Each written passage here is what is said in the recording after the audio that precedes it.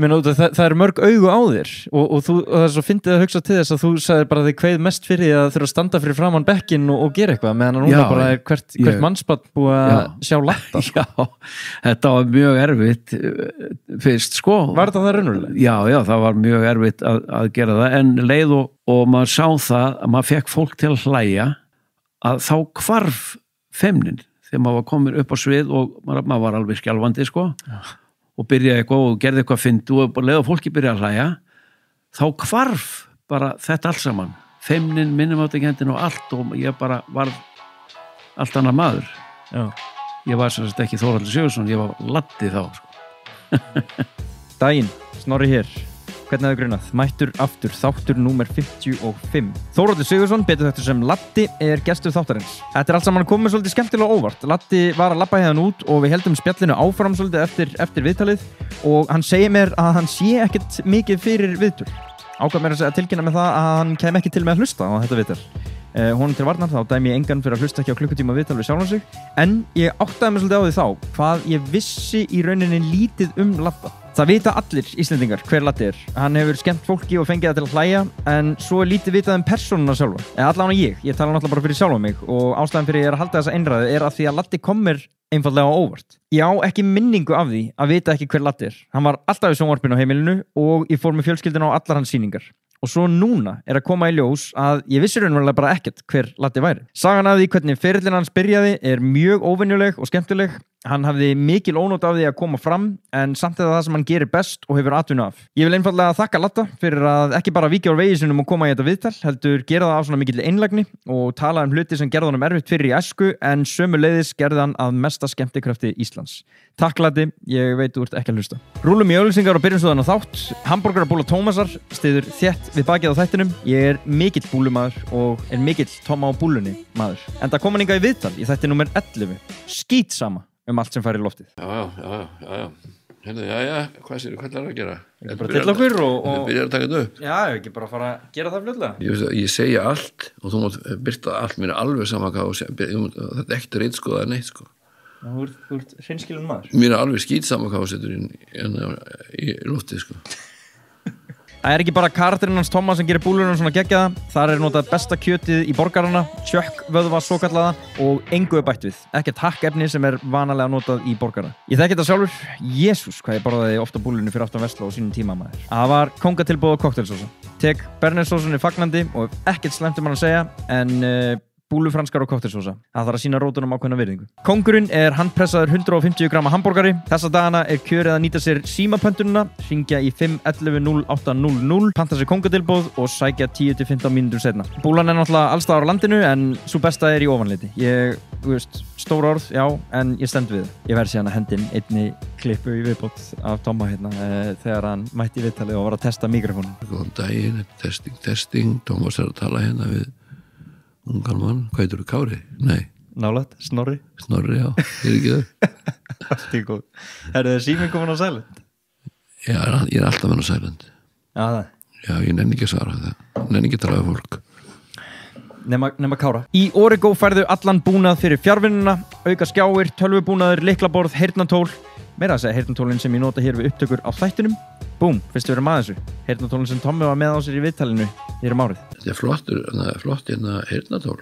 Er þetta svona með svona til að vera með flugurum sem er svona hljóðdeyfi? Já, noise cancelling. Já, þetta er svoleiðis. Ok, okkur á ég vera með þetta. Kíktu inn á origo.is og skoðaðu úrvalið. Þar finnur þú einnig bloggið hjá Origo sem getur reynst hjálplegt á þessum tímum, Origo sjónvarp og svo viðburðir sem eru haldnir á vegum Origo á næstunni. Það eru meðtaldir fyrirlestrar til dæmis leiðir til að bæta líðan og starfsupplifun. Eitthvað sem við höfum öll gott af þessa dagana. Þórhallur Sigurðsson er næstur á svið. Gjörðu þið svo.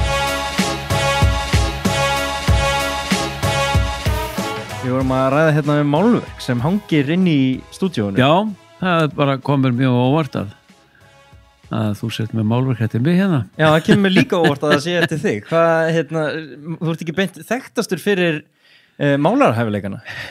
Nei. Myndlistina? Nei, ekki, hef ekkert verið þekkt fyrir það fyrir núna síðustu ár. Fyrir að þessi mynd var hengt upp, þá... Já, þá byrjaði fræðin að spyrjast út. En ég vil bara minna það, hún er svolítið skökk. Já. Ég var ekki með það því. Já, þetta er ekki sómalega gert hjá mér. Nei, og þú eru að setja hallamál á þetta. Já, Núna getur maður reynda að nota síman í það sko. Símin Jú, með innbyggðu það hallamálin. er hallamál í símanum. Það er Þetta búið erfið tímar fyrir hallamálin síðustu árin þegar símanir tóku við sko. Já, það er eiginlega allt í símanum nema það er ekki hamar.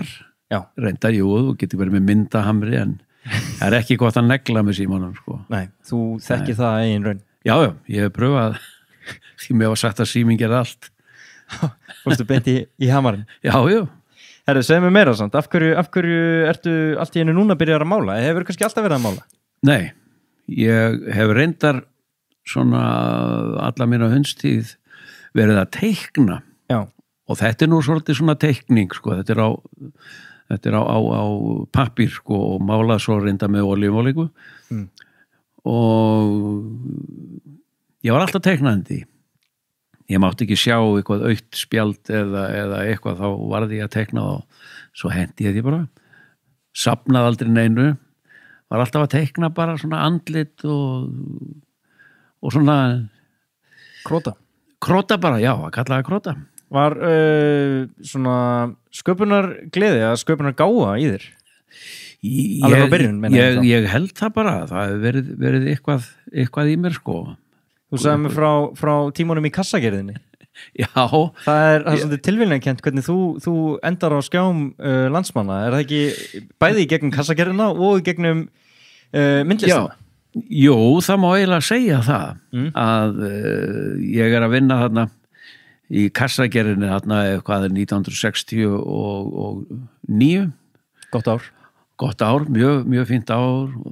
Ég er líka þá að spila í hljónsveit, ég var trommuleikari og svona, það var svona aukavinnu líka og ég varð að fá mér eitthvað að vinnu og fekk vinnu í kassagerðinni. Það eru margir frægir menn búin að vinna í kassagerðinni, svona sem farið svo út í tónlistabrassan. Eins og Bubbi Mortens, já, ég frétti það, hann að vinna í kassagerðinni og fleiri. Þetta er góð stoppistöð fyrir listamenn Íslands. Já, þetta er bara svona start er þarna, en það var þannig að það var Halli bróðir nýbyrjar að vinna í sjónvarpinu, það var kunningjar sem að þekkti sem var að vinna þarna. Sjónvarpið var nú alveg nýtt þá, ég held að það var að byrja 66 eða 7 og hann var að vinna þarna og mér langaði svo að komast í annarkvort í leikus eitthvað að smíða leikmyndir og svona, því ég var nú svona þokkalegur smið, var nú að læra húsgagnasmíði eða möblusmíði eða hvað hétt þá og var alveg liðtakur að smíða hvað sem er og langaði að fara í smíða leikmyndir og svona og bað hann að redda mér með vinnu ef hann gæti það og svona, en svo einn daginn að þá kemur hann með einn yfirmannsinn sem var hérna leikmyndateiknari og myndlistamæður Snorri Sveinn sem nú látið núna, blessu minning hans og ég var alltaf teiknandi, við vorum á svona prentvél sem prentaði á kassa svona, þú veist, ykkur logo eða hvað sem það var og svo var alltaf afgangs ykkur afrifur og svona og ég var alltaf með túspenn og teiknaði svo á það því það var afgang, ég vildi nýta það áður en það hent þannig ég teiknaði einn sem var að vinna með mér svona, eða reyndi það eitthvað, teiknaði andliti á honum og svo hendi ég því bara en þeir hirtu þetta upp strákarnir og sem voru að vinna með þér sem voru að vinna með mér svona, fannst þetta voru sniðut sko og hérna hengdu þetta svo upp svo þegar Halli kemur hérna með hann þeir eru að kaupa eitthvað hérna bylgjupappir eitthvað sem notaður í leikmyndið eitthvað svona og þá segir hann við hann svona, eru bróður minn að vinna hérna, það kynnaði fyrir honum bara svona, alltaf aðeins að heilsa upp á hann og þegar hann kemur hérna, þá sér hann alveg hrúa að teikningum sem strákarnir eru búin að hengja upp í loftið. Var bara inn bara í sýningarsaðum. Já, þetta var bara eins og sýning og hérna þeir hirti þetta upp úr ruslaturinni og hann spyr bara hver er að teikna þetta? Og þeir eru að latti, hann er alltaf eitthvað að krasa hérna og teikna okkur hérna og eitthvað. Já, það svona listamanni eiga nú ekkert að vinna í kassagerðinni. Þeir eiga verið í sjónvarpinu. Og ég var eiginlega ráðinn fljótlega eftir þetta, sko. Bara út af þessari tilvíðunarkenndu heimsókn? Já, og líka því að ég var náttúrulega bróðir Halla. Já, það hjálpaði. Já, þannig að Halli sagði, ég þarf alveg aðstofa mann, sko, það er svo brjálað að gera. þannig að ég var ráðinn sem aðstofamaður Halla þarna, bæði svona sem allt múlimann bara, ég gerði allt, mála, smíða Bara maður með 2 hendur já, gerði bara það sem þurfti, maður var kallað svona allt múlimaður í leikmyndadeildinni sett upp leikmyndir hjálpa til við að smíða og mála þær og svo alltaf sett upp, það var alltaf tekið upp eitt leikrit í mánuði sem var tekið úr Þjóðleikhúsinu sem var hætt að sína og það var svona skylda því þetta var ríkissjónvarp að koma með eitt almennilegt leikrit og það var mikil gróska í því í sjónvarpinu, setja upp leikrit í hverju mánuði og þannig að þetta smíða heljarna leikmyndir og setja þetta upp og það var svona mín vinna og okkar Halli var svona meira í propsinu eða leikmunum hann þurfti útveða þú veist, húsgögn og muni, bolla þú veist, alla muni sem En þannig það ekkert að skemmta, þannig engin skemmti Nei, við sem engin hverju vorum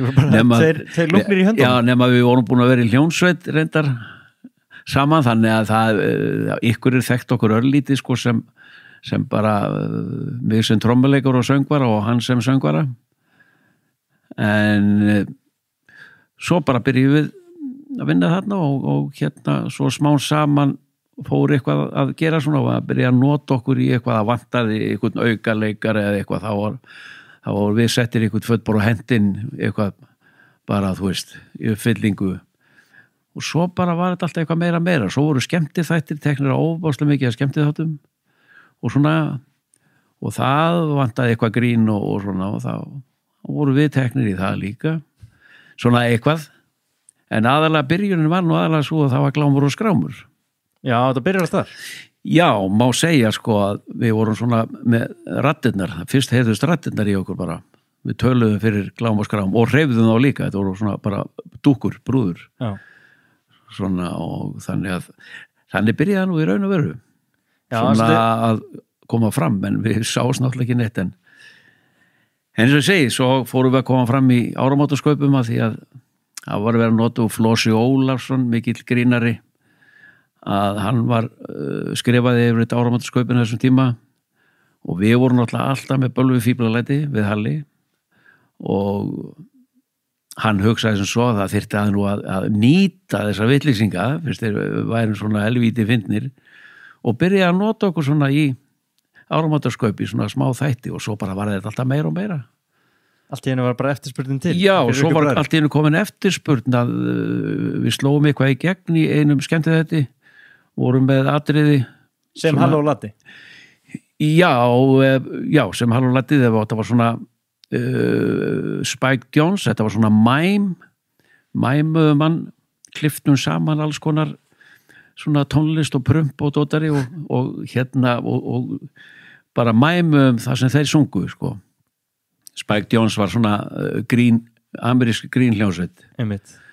og þá slóðum við hvað í gegn þannig að það var byrjað að ringja upp í sjónvarp og byrjað að spyrja hvort að við værum tilbúinir að koma og skemmta út í bæ Já, þannig virkaði þetta á þeim tíma, það bara hringt upp í sjónvarpið og já, þannig að við sengin hver við vorum þannig en það var byrjað að ringja þarna og við náttúrulega sögum bara nei, ekki spekur í ykkur Ég er bara smiður sko. Já, við erum bara smiðir hérna bara og fara eitthvað skemmt út í bæ við vissum ekkit hvað það var við vorum bara vanir í sjónvarpinu og það var tekið upp bara og svo var það sýnt en það endaði nú með því að við fórum letum eftir því þegar við áttum okkur á því að við fengum borga fyrir það Já.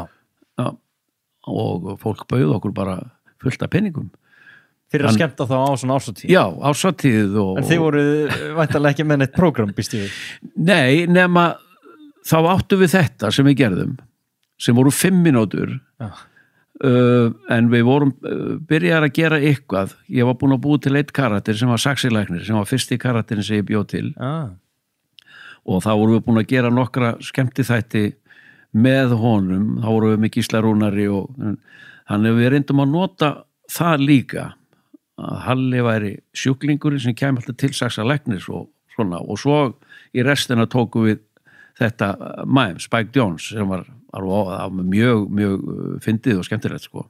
Hvernig hefnaðist þetta? Manstu þetta fyrsta giginu? Já, það var ömurlegt það bara virkaði enga veginn því við vorum með segulband sko og og þurftum að setja það í gang og síðan byrjuðum við og þetta var nefnilega mjög litlu þröngu herbergi, þetta var bara, já, eins og stúdíói hérna og það var fullt af svona eldri borgurum. Já, sem þetta var inn í svona rými nema með áhöröndum líka. Já, áhöröndur sátu bara svona og við komum inn í endan svona og settum sigurlbandi í gang og svona, það var eitthvað smá vesinn og svona og fólkið satt alveg upp á okkur, það var ekkit svið eða neitt, þetta var bara inn í herbyrgi, síðan bara settum við sigurlbandi í gang og byrjum þetta og svona, þú veist, alls konar hljóð og prump og svo sungum við og satt gamall maður svona beint fyrir framan okkur bara eins og þessi gamli maður sem situr fyrir fram á mig. Já, svo þú situr fram á mig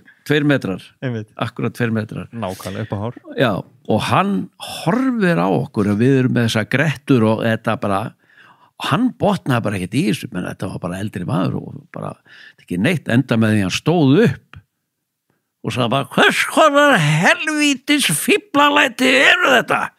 Hættu þessu! Við slöktum bara á tækinu og löpuðum út og sögum bara, þetta er búið, aldrei aftur. Fyrsta og síðasta. Já, en við vorum búin að reyndar að ráða okkur á annan stað sama kvöldi, þetta var laugardagskvöld og það var Sör í Hafnarfirði, náttúrulega heimabæ okkar. Já. Og það var svona ársátið, en það var ungt fólk svona alveg í stuði, sko. Allir í stuði og þannig að við tókum þetta þar og það bara, það geða ætlað af húsinu, sko. Já, bara sama prógram er þessi. Já, nákvæmlega sama, það bara passaði ekki fyrir gamalt fólk. Það er ekki alveg góð leksi að sjá líka bara hvernig mismunandi áhorfendur bregðast við. Já, heldur betur að við fengum spark í rassinn þarna, sko. En það gekk alveg rosalega vel þarna bara og við sögum, ok, við höldum áfram, en við þurfum samt að breyta þessu, við þurfum að gera eitthvað, af því við kunnum þetta ekki. Nei. Kunnum ekkert að fara út í bæ að skemmta og þetta saxa læknis. Þannig við fengum lána borð og sátum við borðið og sjúklingurinn kom. Þetta bara virkaði ekki. Því við vorum að gera þetta eins og við gerum í sjónvarpinu.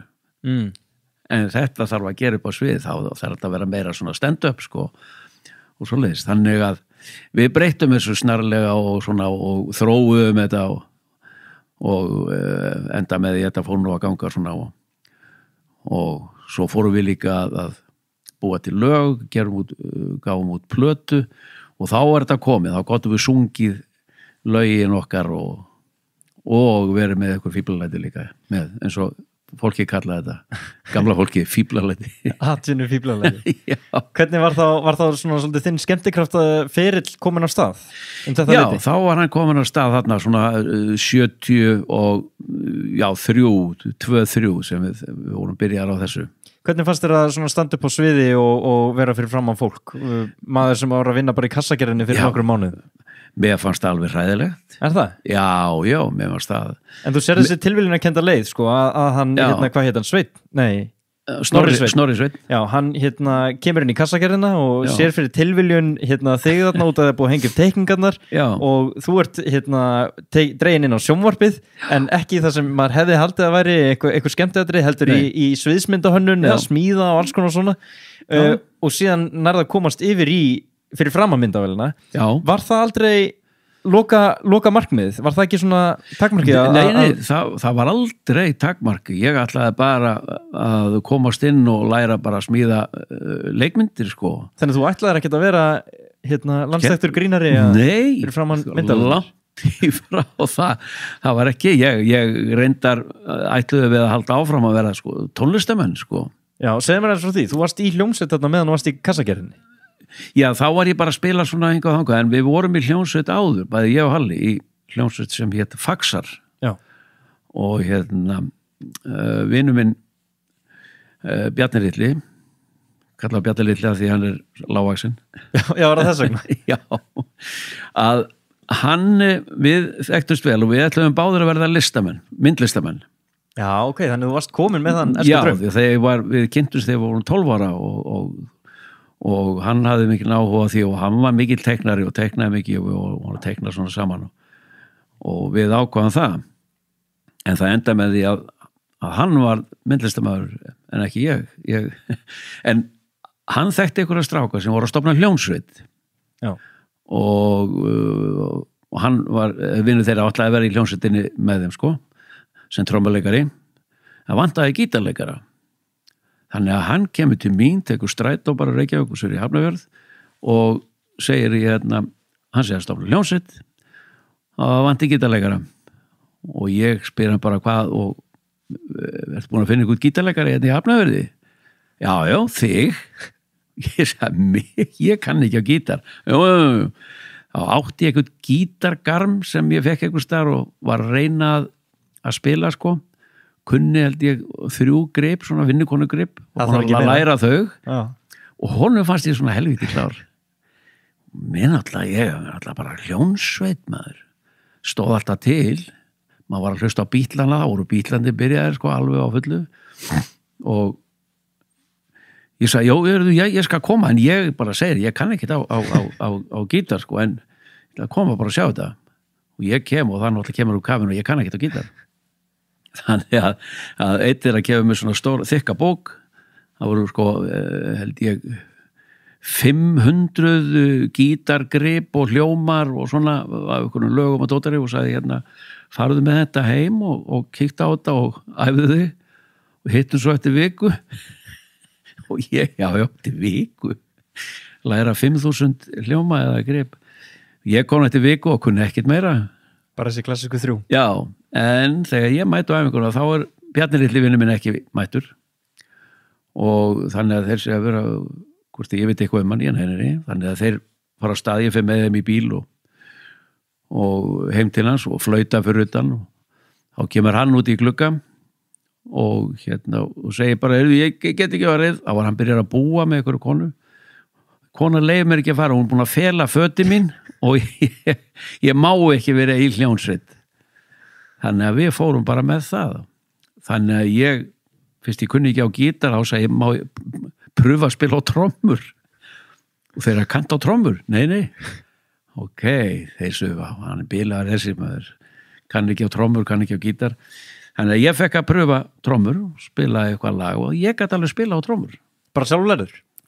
Já, sjálfnámaður eins og sjálfnámaður, já. og þú söngst með það ekki? Jó, sko, svo kom það setna en ég gæti spila því ég var alltaf spilandi á trommur. Ég og Bjarni, þessi lítið sem alltaf var trommuleikari, við vorum alltaf að spila svona á stóla, svona bongo og svona. Já. Þannig að ég svona kunni svolítið og gat haldið takti í þessu, hafði aldrei sest við trommur áður en fattaði þetta einhvern veginn. Þannig að ég var trommuleikari en svo vantaði bara söngvara. Ég sagði, ég kann þessi lög öll sem, textan og allt. Þannig að ég söngður líka, þannig að ég var trommuleikari og söngvari hljómsveitarinnar Faxar. Og stórt. Já, og eitt að hann réð okkur bara strax á Seyðisfjörð, allt sumarið, og við kunnum ekki neitt. Þeir kunni eitthvað miklu, lítið meira heldur en ég. Já, það voru ekki hljóðfærarleikar. Nei, þeir voru eitthvað búin að æfa sig, annar kunni aðeins á bassa og hinn aðeins á gítar, sko, kunni fullt að gripum, sko. Já. Þannig að hann kann spila öll lögin og þeir voru búin að æfa sig í því. Þannig að það var nú farið á stað og auglist eftir þessum gítarleikara sem áttu að vera sólógítarleikari. Já. Og það kom við ykkur náðu ekki og við fórum á Seyðisfjörð og þar var bara, þú veist, og þar fundum við upp nafnið Faxar. Vorum að spekulera hvað hljómsveit þetta heita og þá voru bara síldarævintýrið alveg og fullt af bátum alltaf að koma inn og kemur einn bátur sem ég Faxi og ég sagði bara Faxar, við erum að safna hári og við erum svona, það fax, bara Faxar, það var ákveðið. Þetta spiluðu bara næstu á hverju kvöldi allt sumarið. Já, voru þið bara svona stuðla band? Bara ball, það var ball þarna bara næstu á hverju kvöldi, þetta var bara síldar bara staður, það voru fleiri þúsund manns þarna á Seyðisfirði þá. Var þetta ekki gaman? Þetta var æðislega gaman, sko. En ég náttúrulega var mjög fljótlega hás bara, þetta var svo mikið álag. Já, og þú náttúrulega syngjandi hvert einasta kvöld.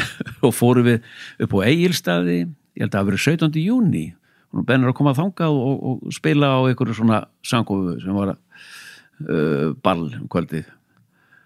Og þá birtist Halli bróðir allt í hennu, þá var hann sölumaður hjá SÍS, að ferðast landið. Já, hann bara raunverulega birtist fyrir tilvíðin. Og ég kalli hann þegjandi hás og segi bara, þú voru að koma að retta mér. Því þá var hann búin að vera söngveri í hljónsöndum fyrir austan fjall, sko. og hann kemur og kann þessi lög líka, þannig að hann leysir með þarna af svolítið og syngur og við sungum saman bara. Og svo þegar við komum í bæinn haustið og þá var bara Halli ráðinn. Það svo fyndi hvernig þú nefnir þetta sko að hann hafi verið þarna fyrir tilviljun og að reyna að hugsa eitthvað svona fyrir símanna sko. Algjörlega tilviljun bara. Og eins og þegar þessi Bjarni litli mætti ekki á æfingu að þið fóruð allir upp í bíl og keyrðu til hann sko. Já, þetta allt tilviljun, bæðið með kassagerðina og myndirnir upp á, því var ráðinn í sjónvarpið. Þetta var tilviljun líka, að ég kunni ekkert á gítar en endaði sem trommuleikari. Og söngvari. Já, og söngvari og svo kemur Halli af tilviljun, þannig að hann ráðinn í sem söngvari hljómsveitarinnar. Þannig að hvíldi mig, þannig svo gæti ég sungi bara með hann og raddir og svona dótari sko. Já. Og það enda með því að við ráðum okkur í Þorskafi sem var mjög vinsæll ballstaður hérna í Reykjavík. Erum að spila þar. Svo eitt kvöldið þá birtist þarna, það má ekki segja það, en Svertingi. Já. En það má segja það, af því að hann var Svertingi þá sko. Þá. Já, negri, Svertingi. Svartur maður og að hlusta á okkur, við vissum ekki að því. Við erum eftir á bara þegar ballið var búið, þá kemur hann til okkar.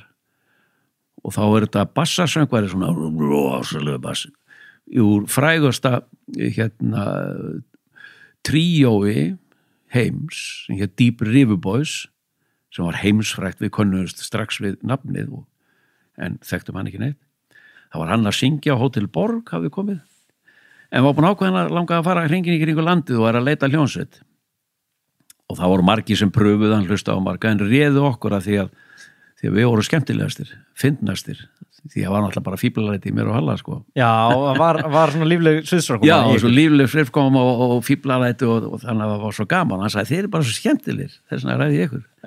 Þið eru ekki bestu hljóðfæraleikar. Já, nei, þeir eru alls ekki bestu höfðaðarhreinu. Nei, og það endaði með því, við fórum túr í kringu landi, alveg 20 daga túr, alveg spila á hverju kvöldi, og eftir það þá sér hann til að koma með mig til Noregs, og við bara, Noregs? Ég er nú hrættur það. Þannig að enda með því við fórum til Noregs með honum og fórum í hringferð Noreg. Og þið þá að spila undir meðan hann syngur? Já. Spilum við undir í honum, en svo var ball og eftir þann, þá spilum við og sungum og okkar lög. Einmitt. En það var svona fyrst sjó á undan. Það var þarna einhver töframaður og búktalari og vísnarsöngkona og svona með honum. Svo vorum við með ballið og eftir sko. Okay. Og þarna verðum við heimsfræðir í Noregi sko. Já, herðu, reyndar þetta var þvílík fræðið það ekki? Jú, það var bara, þú veist, þau held að við varum alltaf fræði, við vorum útlendingar og við vorum konum með sítt hár, við vorum bara svo bítlarnir, hann að alveg krakkarnir og aðra litli stelpunnar eldu rútun alveg gargandi, við bara vissum ekkit hvað var að gerast. Þú nýbúin að læra á trommur og bara meika það í Noregi. Já, þannig að við vorum þarna alveg í 2 mánuði, þannig til ég varð að fara heima því ég var byrjaður að búa átti lítinn son og hafði ekki sendt einn einasta pening heima því við fengum aldrei einn pening, við fengum aldrei borgað neitt fyrir þetta. Já, það? Nei, já, því hann skuldaði svo mikið að í Noregi en hann Albishop að allir peningarnir voru það, við fengum pening bara rétt fyrir mat og svona á einum bjór og svona. En þetta hefur nú verið ævintýri? En þetta var rosalegt ævintýri. Þannig að þarna byrjaði þetta raun og veru sko, þetta var 67. Já. Og ferðu þá heim í kassagerðina? Já, svo bara fer ég heim, nei, þá var ég að læra húsgagnarsmiði hjá tengdapabba mínum sem var þá og hann var húsgagnarsmiður og ég byrjaði þar og svo gefst ég upp á því en byrjaði fljótlega að spila svona, ég var beðinn að koma og spila í hljómsveit að því að trommuleikarinn hann sem var söngvari vildi gerast bara söngvari þannig ég fór og var bara trommuleikari mér varst það æðislega fínt þurfti ekkert að syngja það neitt sko. Og svona og var svona að spila og svo fljótlega þá fer ég í kassagerðina því ég gafst upp á þessu húsgagna smíða vesinni það var bölva vesin á kallinum að það tengta pappa og það fór ekki á hausinn hjá honum. Ok, þannig að þú í rauninni heldur lífi í tónlistaferlinum með því að fara í kassagerðina. Já, og þá að spila svona undir hjá fór í aðra hljómsveit og spilaði þar og svo koma þeir fljótlega að utan strákarnir og þá bara reynt að stofna aftur faxa, hér þá 9 faxar og svo var stofnað upp úr því Tárið og þá var ég bara söngvari og svona, þú veist, það vann upp á sig og ég var hann í nokkur ár sem svona að spila og syngja. Hvernig blasti lífið við þér á þessum tíma? Varstu að hugsa að verða bara tónlistarmaður? Já, það var bara málið, en mér vantaði samt vinnu því þetta var svo lítið. Það var rétt kannski 1 gig helgi, sko, 1 ball eða eitthvað og valla það. Já. Þannig að þá fekk ég vinnu hann í sjónvarpinu og þá eiginlega svona fjaraði þetta út, þessi tónlista fyrir það. Nú mátti ég ekkert vera því þá sem ekki að gera í sjónvarpinu. Og þú hafði gaman að því? Já, það var alveg rosalega gaman. Að vera þarna að bæði smíða og síðan að fá eitthvað smá að fara fyrir frá myndaðurinn. Já. Þið nú ekki fundist það leiðilegt, fyrst að Flósi hefur tekið eftir öllu fíblalátunum í ykkur. Já, og nei, mér fannst það ekki leiðilegt. Það var líka út af því að það var bara tekið upp. Það voru einhver áheyrendur eða neitt, sko. Þannig að maður gat fíblast á þess að það væri fullt af fólki. Maður þurfti ekki að vera feiminn við það.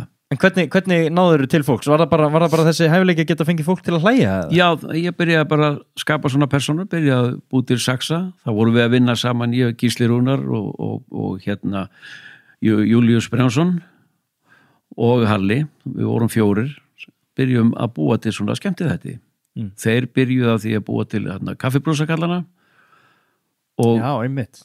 Og ég var að vinna með þeim í því og fleiri enn sem hjálpar að semja einhverja brandara og svona og út frá því byrjuðu við að vinna saman og búa til skemmtiþætti svona og svona karaktera. Þá fór ég að búa til sexalæknir og einhverju fleiri og þá vorum við byrjar að skemmta og Gísli Rúnar kom með okkur að skemmta og við ákvaðum svo að gera plötu. Það var svona verið að þrýsta á okkur. Fórum og gerðum svona grínplötu sem ég látum sem ekkert sé.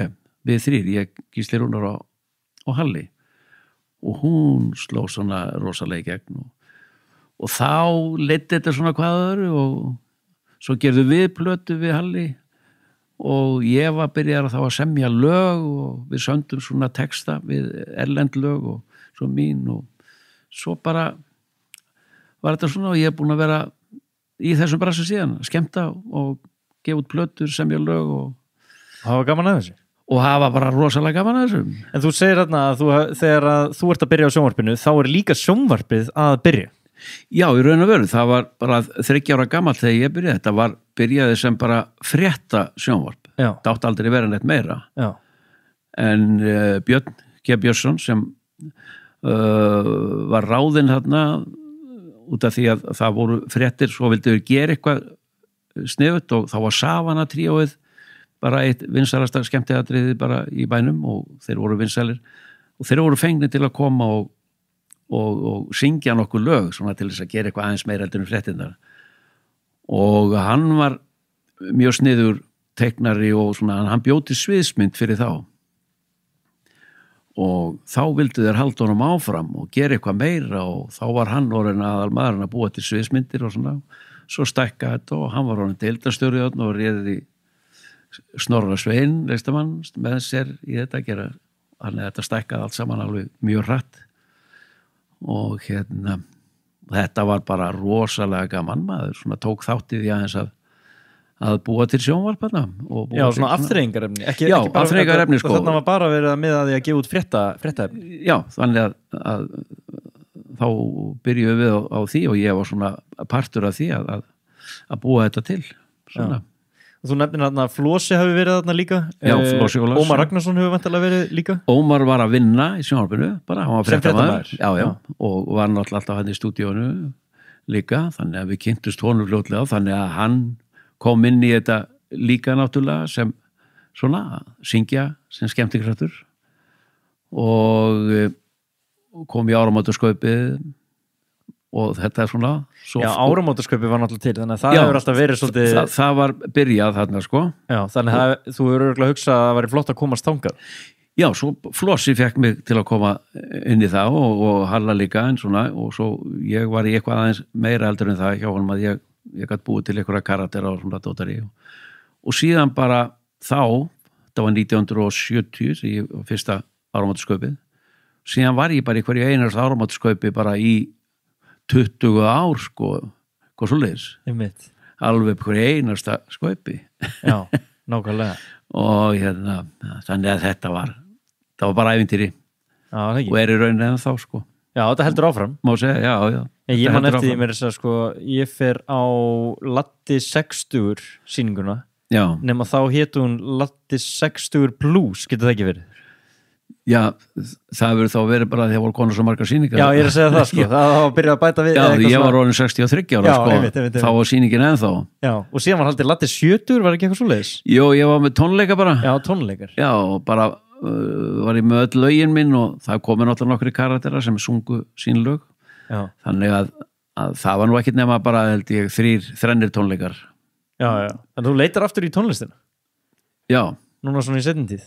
já, mér finnst mjög gaman að syngja Já. og semja lög Og mála líka, mér finnst það svolítið gott að sérst að Já. fara aftur í það. Hélstu því í gangi alveg núna í gegnum allan fyrirlið? sko, ég byrjaði á þessu sko. ég ætlaði alltaf að byrja á því saði við Bjarna litla vinn minn sko, sem var orðin bara svona þekktur málari málaði mikið og var með sýningar ég sagði ég verð bara að byrja á þessu svona þegar orðin gamall bara Já. því að það er svo mikið að gera þannig að ég var ákveðin í því ég ætla að gera eitt í hann svo þarna þegar vorum í Latti 60 þá voru miklar æfingar og svo sýningar það var stundum sýningar hver einasta kvöldi bara allir veikuna, það var svo mikil eftirspurn Já, en það eru þetta 130 sýningar voru í 2,5 ár þessi sýning þessi sem átti að vera bara 4 sýningar já, það. bara smá ammælissýning bara í janúar Einmitt. en ok en Hvernig finnst þið það, bara til að skjóta það inn í? Ég meina, þú veist, allur landin þekkið þig og þú getur bara haldið þínu 60 sjói í gangi í einhver ár. já, Þetta er ekki auðþekkt.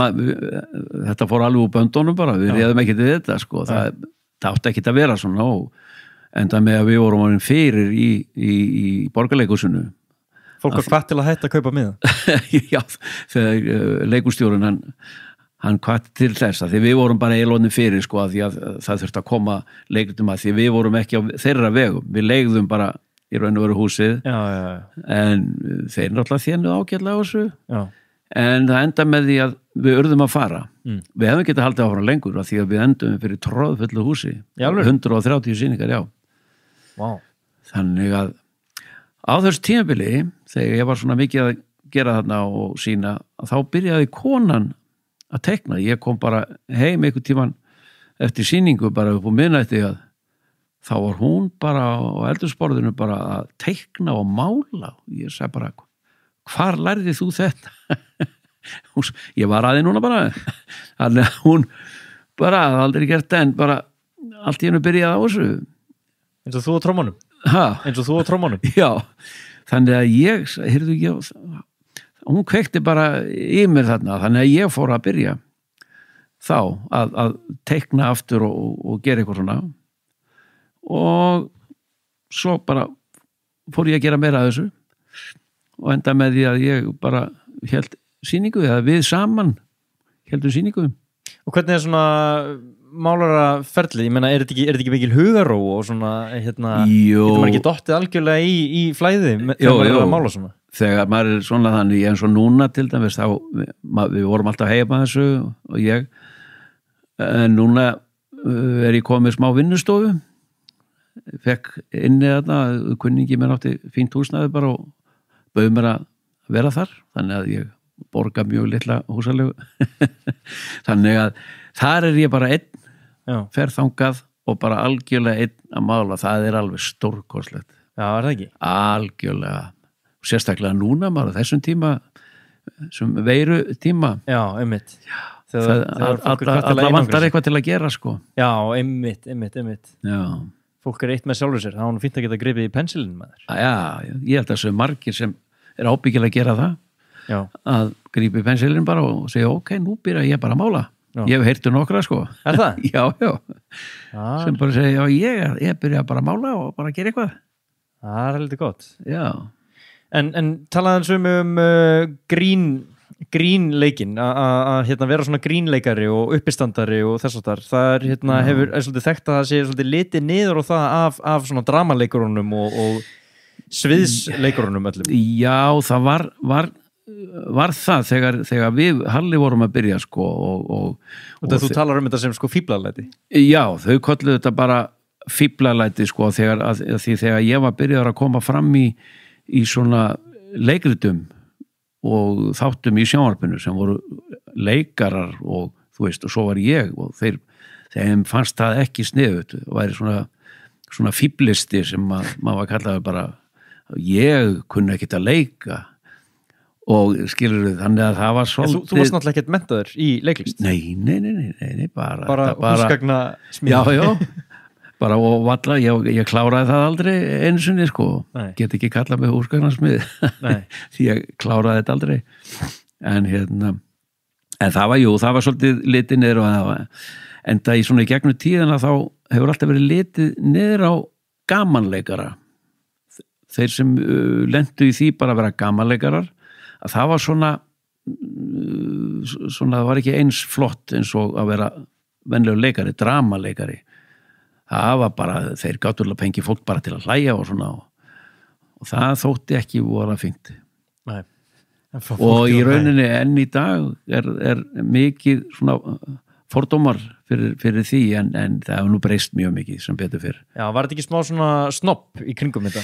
Jú, það var það en svo kom í ljós og hefur komið í ljós að dramaleikarar þeir geta ekki leikið gamalhlutverk þeir eiga bara erfitt með það sem eru algjörir bara Shakespeare leikarar en gamanleikarar geta aftur á móti leikið dramahlutverk og gera það mjög vel, það er margbúið að sína það, frægir leikarar erlendir sem voru grínleikar og hafa tekið að sér svona hlutverk og hafa sleiðið í gegn.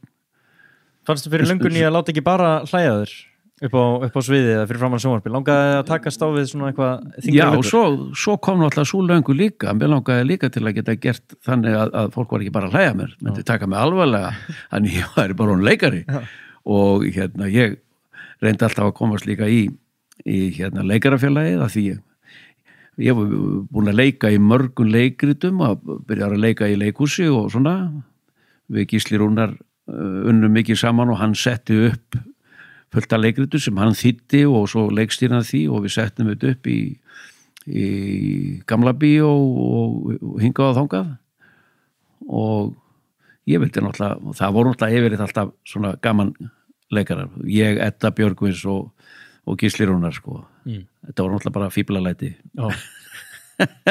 en svona þetta voru farsar og það er náttúrulega alltaf vinsælt og leikhúsin stóru dramaleikhúsin þeir setta alltaf upp svoleiðis til þess að það vantaði pening í kassana því að þá komu allir í leikhúsið þá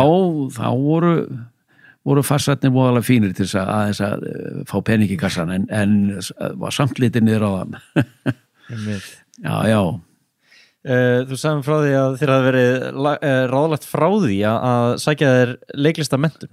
Já, það var einmitt, þá var ég bara að leika í sjónvarpinu það var verið að taka upp leikrit og svona og gerður sjónvarsþáttur sem ég hétt undir sama þaki, það voru svona fullt af leikurum og svo var ég ráðinn, Hrafn Gullundsson réð mig, bara ekki leikaran. Hellingur og leikurum og svo latti. Já, og svo ég átti að leika þarna eitt hlutverk sem var náttúrulega grín, svolítið, en það var þetta svolítið grín í þessu. Og þá voru þeir að leika á móti mér svona gömlu leikararnir, eru 2 leikarar mjög reyndir úr Þjóðleikhúsinu og vorum eitthvað að ræða málinu og ég var að tala um það og að mér langaði að halda áfram og vera leikari en ég þyrfti náttúrulega að fara í skóla þessi í guðana bænum ekki fara í skóla þeir eyðileggja þig þú ert svona af náttúrulega hendi með þetta svolítið tæmingun og þetta ekki láta eyðileggja þig, gerðu það ég sagði ok þannig að ég gerði það fyrir þá og ég fór ekki Hélst í hæfileikana? Já, svo var ég alveg viðurkenndur sem leikara því þá var ég búin að leika í svo mörgum leikurutum með með leikstjórum sem voru bara þekktir leikstjórar hér á landinu og það náttúrulega skóli út af fyrir sig. Já, þannig að það var tekið inn í reikningin, þannig að ég fekk svo inngöngu og kallast þá leikari í dag. Já, það, þú mátt kalla það leikari? Já. Ég í félagi íslenska leikara. Já, þannig loksins farið að kalla það leikari. Já, það nú svolítið síðan, það var eitthvað 1984 eða 5 sem það gerðist, sko.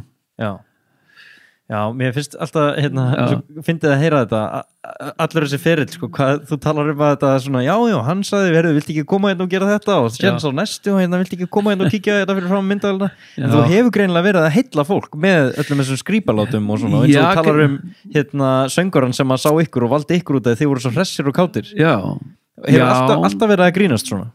Já.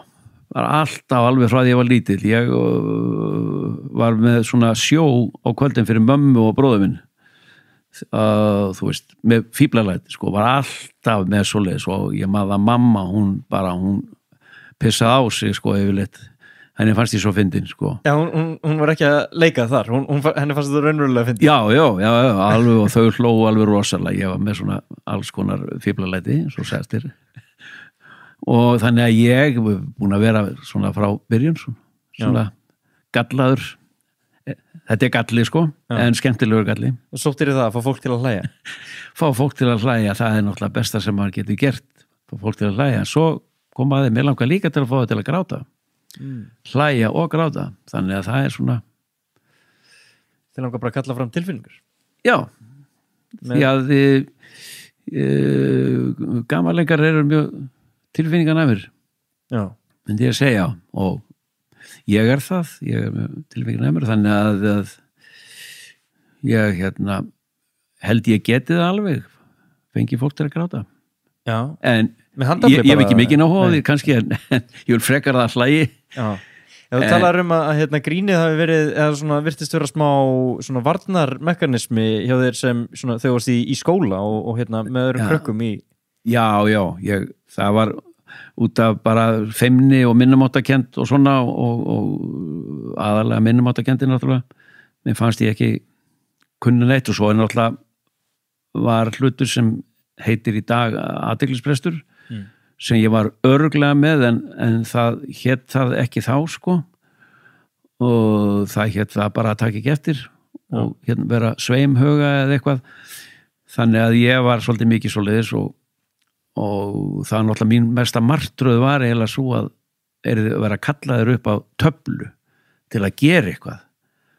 Það var alveg hræðilegt og og þegar kennarinn kallaði á mig að þá bara fór ég bara í kerfi náttúrulega, þú veist, og ég vissi ekki það sem ég átt að gera var eitthvað dæmi og ég kunni það ekki, sko, því að það ekki tekið eftir var ekkert að hlusta. En ég þurfti að fara, hann sagði, Þórður, komdu þetta, og ég fór upp en ég fór ekki alveg sem ég sjálfur.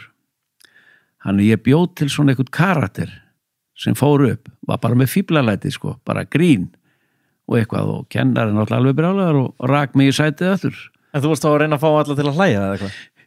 Já, eða eitthvað, sko, bara því ég gat ekki farið, ég var svo feimin, sko, og þetta, og þannig að ég bara var með eitthvað fíblalæti og svo var ég svo heppinn að hann rak mig í sætið aftur og ég þurfti ekki að gera dæmið. Þannig ég fatt þið fyndið, þannig að ég fór að búa til svona karakterar og var reikinn í sætið og þannig að bara, þú veist, þá kom þetta að svona búa til einhverja karaktera og læti. Já. Hvernig gekk það síðan í skóla? Það var ekki þín sterkasta leið eða eitthvað? Nei, það var ekki með leið illa í skóla. Ég bara út af þessari, sko, minnumáttakend og feimni þá á mig strítt svolítið, það hét stríðinni þá og skilurðu, ég fór svolítið inn í mig, sko, og ég var óbáslega þrjóskur og ég sagði bara, ég ætla ekki að læra neitt, bara, þú veist, og þarf ekki að vera sem helvíti skóla. Það hefði ekkert upp á að bjóða fyrir þig? Nei, það ger ekkert fyrir mig og svona, þannig mér leið bara illa, þannig að mér gekk ekkert mjög vel í sömu greinum, en í sömu greinum var ég alveg ágættur, sko. Eins og hverju? Svona íslensku réttiritun, lestri og svona, en það var nú aðalega bara reikningur sem ég bara, þú veist, áttaði mig ekkert á. Já. Gat aldrei lært einhvern veginn, mér fannst það ekki. Og svo fór ég, kláraði bara skilduna og fór svo bara að vinna í fiski bara í Hafnarfirði. Já. Og svona, en ákvað svo frá því að það náttúrulega gengi ekki, amma skammaði mig svolítið, sagði, þú verður að vera eitthvað, þú verður að fara í iðskólan og gera eitthvað, og þannig ég skráði mig í iðskólan í Hafnarfirði og fór í hann og þá gekk mér bara mjög vel, var náttúrulega orðinn aðeins eldri og ég fór þetta á eigin vegum og var svona samviskusamari og þá gekk mér bara mjög vel. Meiri sér reikningi. Í alvörinni? Já. Já, ok, þannig að það var mögulega bara svona andleg líðan sem að var að hamla. Já, þá var þetta bara ekkert annað en það, bara, mér leið svo illa að bara ég náði ekki að taka eftir eða eitthvað bara, þannig að ég var bara að hugsa um eitthvað allt annað. En svona, það rættist úr manni svona, einhvern veginn. Þú segir það? Já, en þegar þú ferði í innskólan þá, ertu bara, sérðu þá að þú raunverulega ert góður í þessu og kannski byrjar að hafa trú á þér, eða? Já, ég ætlaði að fara í sem sagt, húsgagnasmíði og ákvað það, ætlaði að vera smiður eins og pabbi, hann var reyndar húsasmiður en með þótti þetta eitthvað flott, það hét á möblusmíði, það var eitthvað búalega flott og ég vildi endilega vera svolítið sko. Og sá það bara fyrir mér að ég myndi verða bara smiður, möblusmiður og fór á samning hjá húsgagnaverslun Hafnarfjarðar og var komin á samning þar. Það er það sem húsgagnasmiði dreymir um. Já. En svo breytist þetta allt saman eins og alltaf hjá mér, þetta var allt tilvinnarkennt og svona, og var bara til góðs að ég, þú veist, einhvern veginn var þetta þessi vegur, þessi farvegur sem ég fór, hann var bara einhvern veginn ákveðin bara, ég átti að gera þetta svona. Og sagðum frá því þegar að þú loksins fékkst að fara upp í sveit á sumrin. Já. Þá varstu svona svolítið komin á þinn svona draumastað. Já, ég átti ömmu og afa austur í Landeyjum. Pabbi var ættaður og fór alltaf á sumrin þangað og þegar ég var 30 ára þá skildu mamma og pabbi flutti aftur austur í sveit og við vorum 4 bræður þá, 2 eldri bræður, Halli bróðir minn sem var elstur og svo næst elsti fórum með pappa austur en ég og Hemmi bróður yngri vorum eftir í Hafnarfirði hjá mömmu og þar bjöggum við í kjallarann hjá af og ömmu þar. Þannig að við erum pínlítið svona venduðu svæði samt, sko. En alltaf þegar skólinn var búinn þá var bara hvað átt að gera við krakkana. Þannig að af og amma upp í sveiti hefur bara ákveðið það að segja bara að við mættum koma þangað. Við bara komum í sveitina bara og verum þar og bara hjálpa til eins og hægt er. Og þar hitti ég alltaf Halla bróðir á sömrina því hann ólst upp þar. Og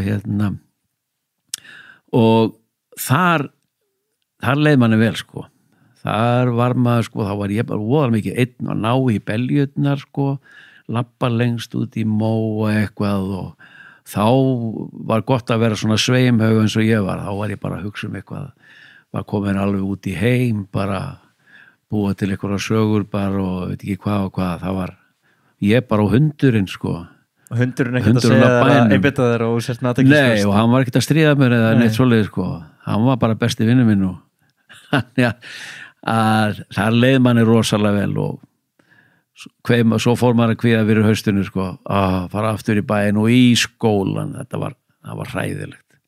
En þessi svona minnumáttakend eða þessi svona hugurheimur sem þú varst í, hefur ekki dregið hann með þér út í þitt starf? Þú veist, hefur alveg gengið vel að það eru mörg augu á þér og þú svo fyndið að hugsa til þess að þú sagðir bara þig kveið mest fyrir að þurfa að standa fyrir framan bekkinn og gera eitthvað meðan núna bara hvert mannsbarn búið að sjá latta sko. Já, þetta var mjög erfitt fyrst sko. Var þetta það raunverulega? Já, það var mjög erfitt að gera það en leið og maður sá það að maður fekk fólk til að hlæja að þá hvarf feimnin þegar maður var komin upp á svið og maður var alveg skjálfandi sko og byrjaði eitthvað og gerði eitthvað fyndu og bara leið og fólki byrjaði að hlæja, þá hvarf bara þetta allt saman, feimnin, minnumáttakendin og allt, og ég bara varð allt annað maður. Já. Ég var sem sagt ekki Þórhallur Sigurðsson, ég var Laddi þá, sko. Já, einmitt. Og síðan alltaf Eiríkur Fjallar og allir karakterar. Já, síðan bara kom öll fjölskyldan. Ég bjó til bara mína eigin fjölskyldu, svona. Já, þannig að þú svona svolítið faldið þig í bara leiknum. Já, þá kom upp karakterarnir sem maður faldi sig í. Já. Og það var mjög fínt. Já. Þannig að ég var sko framan af, stóð ég aldrei sjálfur á sviðinu. Það var Eiríkur Fjallar, saxilæknir og allt það, sko. Já. Þetta var ekki fyrir ég var 1900, nú er ég bara á næstu öld, sko. Já, þurfum að spóla já, 1994. Já, ég var einmitt að fæðast þá. Já, þá byrjaði ég fyrst að koma fram sem ladd, bara ég sjálfur. Já. Og svona án alls stuðnings, svona hálfgerð stand up, sko. Já. Og var ég sjálfur og fór svo í karakterina bara á staðnum, sko. Já. Bara fór í sloppin og var þá orðin saxi, setti gleru og svona, en á þess að milli þá var ég bara ég sjálfur, bara svartir rúlukarapeysu bara og það var fyrsta sinn, þá var ég tilbúin til að koma fram sjálfur, ég. Einmitt. Heldur það hafi verið út að, varstu svona gagnrýnin á sjálfa þig? Eða? Já, og ennþá mjög, alveg rosalega og ég held að það sé nú bara mjög gott, sko. Einmitt. Ég var mjög gagnrýninn á sjálfum og fannst aldrei neitt gott, sko, og mjög erfitt fyrir mig þegar ég var að semja eitthvað sjálfur, sko, það var alveg bara glatað, en varð samt að pröfa það og það virkaði svona en samt sem áður ég henti ofboðslega miklu því ég var, svo að segja, mjög gagnrýninn á sjálfum mig. Það getur nefnilega verið svo íþingjandi en á sama tíma hvetjandi, sko, að gera eitthvað vel. Já. Ég meina, ef þú ert ekki með neina gagnrýni á sjálfu, þá náttúrulega bara ekki hár standard á þessu, sko. Það gengur ekki, þá nærð þú ekki neitt, þá staðnaru bara, myndi ég halda, sko. Já. Ef þú ert ekkit gagnrýnin á þessu sem þú ætti að gera, sko, þá endist þú bara stutt, þitt líf í bransanum verður þá mjög stutt. Einmitt, en síðan þarf maður að hitta á hennan rétta punkt út af að þegar þú gerir svona mikla kröfur til þín, þar með ekki vera það háar að þú endur að því að gera síðan aldrei neitt, sko. Nei, þannig að ég hleypti sömu hlutum í gegn sem mér var svona skást, sko. Já. Og það er greinlega verið alveg rétt. Já. Það sem var skást. Já, sem var skást, já, svo unnum við mikið sama ég og Gísli og hann samti fullt af efni með mér fyrir mig og svona því ég minnumáttakendin í mér var svo að ég var ekkit góður í því að semja, þannig ég fekk hann alltaf með mér í það. Já. Og því mér fannst ég ekki hafa vita á þessu hvað væri fyndið og ekki en svona er þetta bara en þetta við gengi bara svona þokkalega vel. Og hvernig líður núna með að vera að taka skrefið, ég ætla nú ekki að láta eins og þú sért núna fyrst að taka skrefið yfir í dramaleikin en þú ert að gefa út leikur í þáttunum Jarðarförin mín, eða ekki? Jú, Jarðarförin mín. Og hvernig svona líður með að taka þetta skref, eða vera meira í þessu núna? Mér finnst það alveg frábært bara, mér finnst óbúslega gaman að fá þetta tækifæri, ég er búin að bíða til því að fá svona tækifæri til þess að leika svolítið drama, svona sína tilfinningar, það er svona svolítið tilfinningar í þessu, þó þetta sé svona tragikomedía, að þá er smá komedía í þessu en svona meira drama. Já. Því ég segja, og ég var ofboðslega ánægður með að fá þetta. Já. Og Er þetta einstakt verkefni fyrir? Þú er ekki gert svona áður eða eitthvað? Ekki alveg, ég fyrir mörgum ár síðan þá lék ég í sem Hrafn Gunnlaugsson gerði, það var svona sjónvarpskvikmynd, þá lék ég karakter sem var svona, það var svona frekar alvarlegt, hét Hverju sinnar gæfusmiður og þá lék ég svona hljómlistamann sem var algjör svona lúser og konan hans hann var náttúrulega að spila helgar og svona, sko, eins og ég hafði gert áður Já, þekktir einn reynslu. og hann að drekka hann sem mikið og svona og það var fjölskyldna kom og hann var sendur út á land sem tónlistakennari því hann var píónuleikari sem tónlistakennari svona heimaverstaskóla þannig að hann komst ekki neitt í bæin eða neitt og ekkert vín á staðnum átti að þurrka kallinu upp og svona gera eitthvað en þetta var algjör tragedía bara hjá honum sko.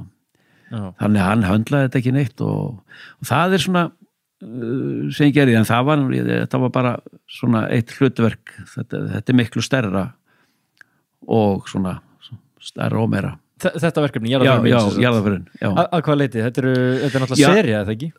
Jú, þetta er sería hitt var bara svona stutt sjónvarsbíó og ég var reyndar ekkit alveg í svona aðalhlutverkinu, hérna ég í aðalhlutverkinu þó að þetta var snúið svolítið þennan karakter en þetta er náttúrulega miklu meira hérna ég í eiginlega hverju einasta atriði ég hérna var alla daga ég var alltaf ég átti aldrei frí sko þannig að ég var alltaf í tökum því að ég er bara í öllum atriðunum nema kannski 1-2 stuttum eitthvað Já.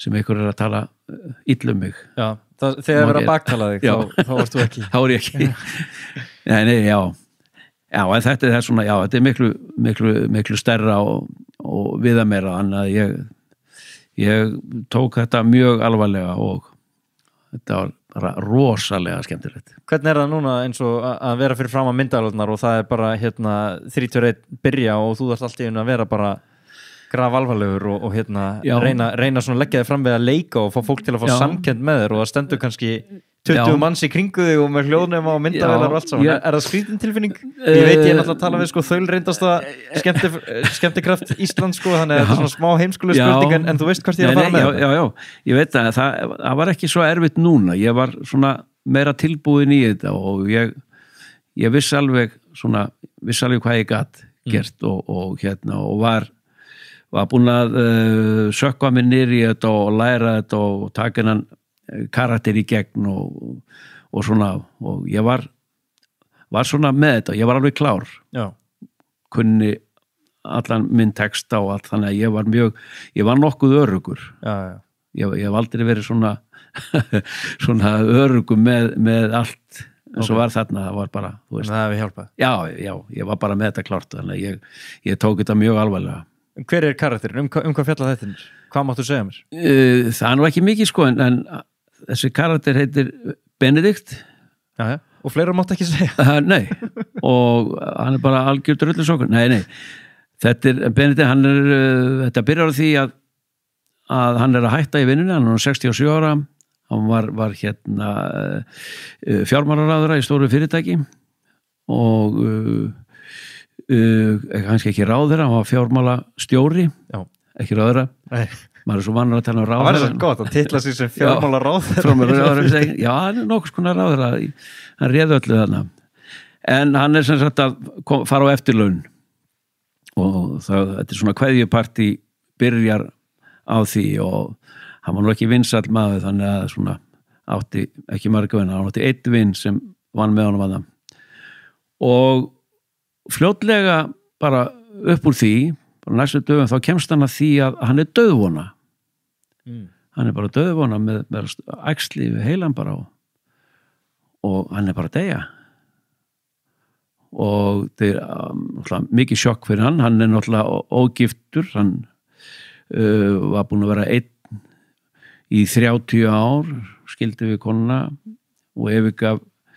fjölskylduna út af áfalli sem kom hana fyrir og þannig að hann svona fór inn í skel svolítið sko og var búin að vera svolítið í 30 ár bara og þannig að hann fær svo þetta í hausinn að hann er að deyja þannig að hann fer að hugsa máli bara og ákveður að gera eitthvað í þessu, eitthvað fyrir sjálfum að sig síðustu dagana þannig að hann fer svona framhaldið því að undirbúa sína eigin jarðarför hann vill hafa hana góða og hann vill vera viðstættur sjálfur sem sagt því hann vill ekki vera í einhverju jarðarför og vera dauður hann vill vera í jarðarförinni og erfidrykkjun og allt og sjá hverjir koma í kirkjun og svona, hverjir vilja fylgja honum. Maður var nú til í að sjá það sjálfur, sko. Já, og Hvernig hver stemningin skrifar hann og svona, hvernig verður minningagreinarnar og svona, og hann hugsar þetta svoleiðis. Og hann fer svona að breytast, kallinn svona breytist svolítið, ég veit ekki hvað ég má segja mikið, en sem sagt að hann fer að gera þetta, fer að fara svona í jarðarfarir, bara smygla sér inn í jarðarfarir, bara til þess að skrifa niður hjá sér svona punta, hvernig þetta fer fram. Og sem það að hann lendir í alls konar einkennilegum hlutum. Ylliðir af öðru. Já, og svo bætir nú ekki skáka þegar hann hittir, hann fyrir sund á hverju mótni, hittir í heita pottinum æsku ástina sinna sem hann hafði ekki séð í 40 ár bara, frá því hann var bara 18 og þau voru svona aðeins skotin í hvort öðru, hún hvarf, fór bara til útlanda, en nú hún orðin prestur. Hann, í einni jarðarferðin sem að smyglaði sér inn, þá hún að jarða. Og það enda með því að hann biður hann að jarðsetja sig. Æsku ástin.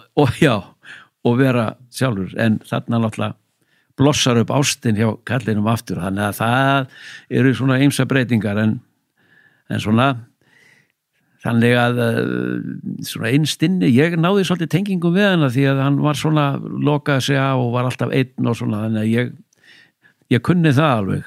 Já, þú tengir við það? Já, frá því að ég var svona lítill og svona, þú veist, áður en ég náttúrulega fór svona gifta mig sjálfur og svona, þá var ég voða mikið einn, fannst gott að vera einn bara eins og upp í sveit bara með hundin bara og eitthvað, að ég tengdi við kallinn og ég held að þetta sé ágætis kall þó hann hafi verið svona hundleðilegur. Já, en þá ertu þrátt fyrir það ertu svona næst því að vera að leika sjálfur? Já. Nema það, ég var ekki eins leiðilegur og hann. Nei, ok. Nei, ég segi það nú ekki, en ég fann svona eitthvað samkennd og fann mig þannig að ég náði því að verða Benedikt, svolítið. Varst að skrifa eitthvað handritið í þessu sjálfur? Nei. Ekki neitt? Nei, kom ekki nála því, sko. En þannig að það var mjög gaman að leika hann og svo náttúrulega voru hann úrvalsleikarar og hérna svo sem leik hérna æsku ástina mína hérna hún Ragnhildur Steindors og við síðast þegar við leikum saman þá leikum við par í þessu sjónvars seríu sem ég var að segja frá þegar pabbi hennar og fleiri sögðu ekki fara í leiklistarskóla, þá var ég að leika með pabbi hennar og hún leik konuna mína í þessu þannig að nú hittum við aftur sko okay. Svona svipað og Benedikt að hittir æsku ástina og ég að hitta gömlu konuna mína úr Það eru merkið þarna allstaðar? Já, þarna eru merkið allstaðar, þannig að það var mjög skemmtilegt og svo voru fullt af flottun leikurum Ævar Örn sem leik son minn, alveg frábærleikari og allir hinnir leikararnir góðir, tökuliðið alveg frábært. Strembið að vera svona á setti? Já, það getur verið. Þú varst í svona mörgum sennum. Það getur verið það og líka þegar maður í hverju einustu sennu þetta, þú veist, að því það salað að 90% af þessu bið. Já. Maður að bíða, þú tekur upp eitthvað atriði, þú ert kannski hálftíma því, svo getur þú verið kannski klukkutíma bið, því það verið að stilla upp í einhver næsta eða fara bara á annan stað eða eitthvað svona, þannig að þetta ofboðslega mikil bið. Er það óþægilegt? Það getur verið það. En ég stilti mig bara inn á það eitt tíma þarna sko, þannig að ég bara labbaði til hliðar bara, sérst niður bara og bara fór að hugsa bara hlutverkið mitt og fór létt með það að vera í öðrum heimi eins og ég var bara í skólanum í gamla dag ég var lítill sko og bara fór ég aðeins í burtu frá þessu bara og ég hugsaði bara Benedikt þennan sem ég var að leika. En þetta eru náttúrulega langir tökudagar, þegar ekki? Jó, þeir voru yfirleitt 10 tímar, þeir gátu færi stundum upp í 12 tíma, en yfirleitt voru þeir bara 10 tímar. Það nefnilega hver einasta mínúta ítt svona á setti. Já, það bara, þú veist, og þetta var mjög kyrrt, mjög rætt og þetta tökulið, þeir unnu alveg rosalega vel saman, þetta var bara svo maskina, bara smurmaskina, þeir kunna vinna saman, þannig að þeir voru yfirleitt mjög fljótir að skipta yfir í annað sett og svona, þannig að ég beið aldrei alveg ofboðslega lengi. Já, nei. Myndirðu horfa á þetta sjálfur? Horfurðu á verkiðin sjálfur? Ég hef yfirleitt átt erfitt með það sko Já. og gera það yfirleitt ekki en ég ætla að horfa á þetta. Já. Ég er ákveðin í því að ég ætla að gefa þessu sens að því þetta er svolítið öðruvísi. Já. En ég gerði það mörgum árum eftir til dæmis heilsubælir að þá lét mig hafa það að ég horfði á það. Allt saman? Nei, ekki allt. Eitthvað hangut til ég sagði, þetta er orðið. Þetta er fínt hjá honum. Já. Nei, ég stundum fer ég í taugatar á mér. Ég segi, gerði ég þetta svona? Akkur gerði ég þetta ekki? Þú veist. Og mér finnst það svo óþægilegt þannig ég ákvað að horfa ekki á það. Já. Þegar allir að spyrja, vill ekki horfa á? Nýbúið að taka þetta? Já. Ég segi, nei takk, ég ætla bara. Þið verðið að dæmi það bara. Þið hafa vitað þessu ekki ég. Því ég myndi stróka þetta út því að ég er svo krítiskur á það sem ég ger og mér finnst það alveg stundum alveg glatað. Það er bara best að bara gera eitthvað og bara leyfa öðrum að taka ákvörðunum bara. Já, en svo getur vel verið ef ég horfa á það kannski nokkrum árum seinna þá sé ég, já, þetta er nú kannski allt í lagi. Það var nokkið hræðilegt. Þetta var ekki hræðilegt og ég held sko. Nei. Er eitthvað sem er svona á bucket listanum í dag? Er eitthvað svona sem þið langar ennþá að taka þátt í eða gera sem þú ekki fengið tækifæri til þess? Já, mér langar náttúrulega ennþá bara að vinna í sjónvarpi eða í bíómyndum. Mér finnst það skemmtilegt sem ég geri. Bíómyndir, já.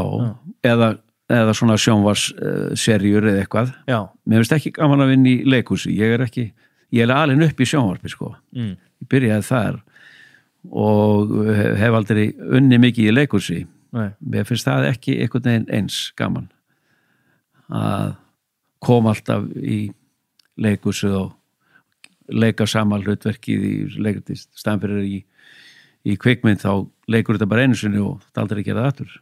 Nei, og svona þannig að mér finnst miklu skemmtilega að leika í bíómynd og ég vona að ég fái fleiri tækifæri eða í sjónvars þáttum eða eitthvað hlis. Já, en þið langar að halda því áfram? Já, alveg tvímaralaust. Drama eða gaman? Bæði bara. Já. Bæði skemmtilegt, já. Já, þetta er orðin svo langur ferill maður. Þú varst líka að þylja upp einhver nöfn á þáttum sem þú verið í fyrir mig. Já, þetta eru komið 50 ár, sko, í raun og veru. Já, er ferillin 50 ára?